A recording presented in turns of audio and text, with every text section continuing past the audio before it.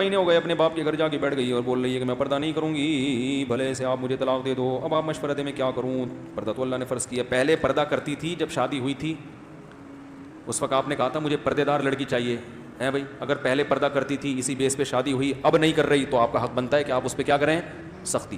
اگر پہلے پردہ نہیں کرتی تھی، آپ نے ایز اٹ از اس کو قبول کیا، اس کا مطلب آپ بھی مینٹلی طور پر ریڈی تھے، وہ بھی ذہن میں تھا کہ مجھ سے پردہ نہیں کروائے گا. اب آپ گن پوائنٹ پہ پردہ کروائیں گے تو یہ کام آگے چلے گا نہیں.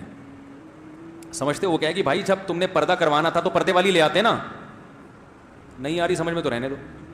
جب اتنے نیک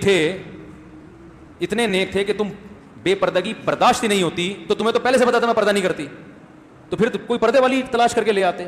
اس وقت تو عشق چڑھا ہوا تھا، یہی چاہیے چاہے پردہ کرے یا نہ کرے. اب جب اپنے قبضے میں آ گئی تو پردہ کیوں نہیں کر رہی بھائی؟ بات آ رہی ہے سمجھ میں؟ اب جب بیگم اپنے قبضے میں آ گئی، ہوم ڈیلیوری ہو گئی، صحیح ہے، ابا گھر پہنچا کے چلے گئے باقاعدہ.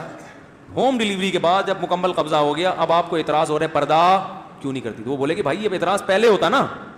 تو اگر پہلے اعتراض نہیں ہوا تو اب آپ زبردستی نہیں کر سکتے. ہاں محبت سے ضرور سمجھائیں، بیانات خود نہ سمجھائیں. بیوی کی عادت ہوتی ہے جو چیز خود سمجھاؤ گے اس کا الٹ چلے گی، وہ لازمی. اس کو کہیں شیطان نے یہ دماغ میں ڈال دیا ہوتا ہے کہ میرا میاں کبھی بھی صحیح بات نہیں کرے گا.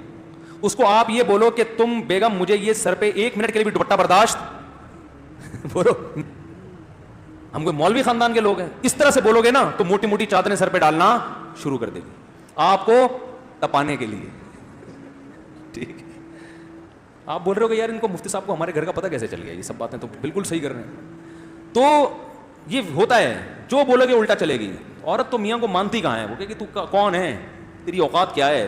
وہ نیک ویک آدمی گھر سے باہر ہوتا ہے میرے بھائی، گھر میں کوئی نیک نہیں ہوتا. سب گھر کے باہر کی باتیں ہیں. میں بہت اچھا بہت زندہ باقی عورت وہ ٹیڑے والا قصہ جو ہے نا، وہ ٹیڑے ٹیڑے اڑ رہے تھے، وہ سوچ لیا کریں.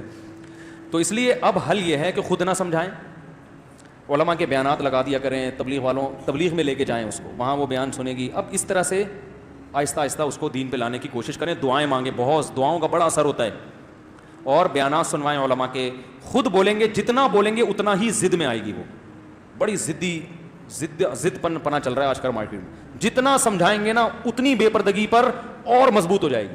اور ایک وقت آئے گا کفر بولنا شروع کر دے گی، پھر وہ بولے گی اسلامی کو نہیں مانتی. یہ مارکیٹ میں ہو رہا ہے. یہ تو بڑے ٹیکنیکل طریقے سے سیاست سے بالکل چھوڑ دیں اس ٹاپک کو. علماء کے بیانات کسی بزرگ کے پاس لے جایا کریں، ان کے بیانات سنوائیں. یا سب سے بہتر راستہ ہے خواتین کو انسان بنانے کے لیے تبلیغ جماعت میں لے جاؤ. 3-4 دن جب دیکھیں گی نا سب برقعے میں، اسکارف میں، اللہ رسول کی باتیں، ایسا سکون ملے گا، اس کا دل چاہے گا کہ میں بھی. ہمارے ایک دوست تھے، انہوں نے واقعہ سنایا کہ میں جب کہیں بیرون ملک تبلیغ کے لیے گئے اپنی اہلیہ کے ساتھ، لیبیا تھا، کوئی عرب کنٹری تھا. تو ایک عرب سے ملاقات ہوئی. اس نے کہا میں اپنی بیوی کو حج پہ لے کے جا رہا تھا، یہ حج پہ نہیں گئی. ایک باپردہ خاتون ملی نا، فل اسکارف میں، فل پردے میں. تو عرب نے تعارف کروائی میری وائف ہے، ایک دور تھا میں اس کو حج پہ لے کے جا رہا تھا اپنے خرچے پہ، یہ حج پہ نہیں گئی کہ وہاں اسکارف لینا پڑے گا. اتنی پردے سے نفرت کہ وہاں کیا کرنا پڑے گا، اسکارف. حج پہ نہیں، حج تو فری کی آفر آ رہی ہے، کون چھوڑتا ہے. اتنے دنوں کے لیے بھی اسکارف برداشت نہیں تھا. کہہ رہے تبلیغ جماعت والے آئے، ان میں خواتین بھی تھیں. اس کو میں نے ویسے ہی بٹھا دیا، میں نے کہا سلام دعا کر کے آ جاؤ، اور پھنس گئی.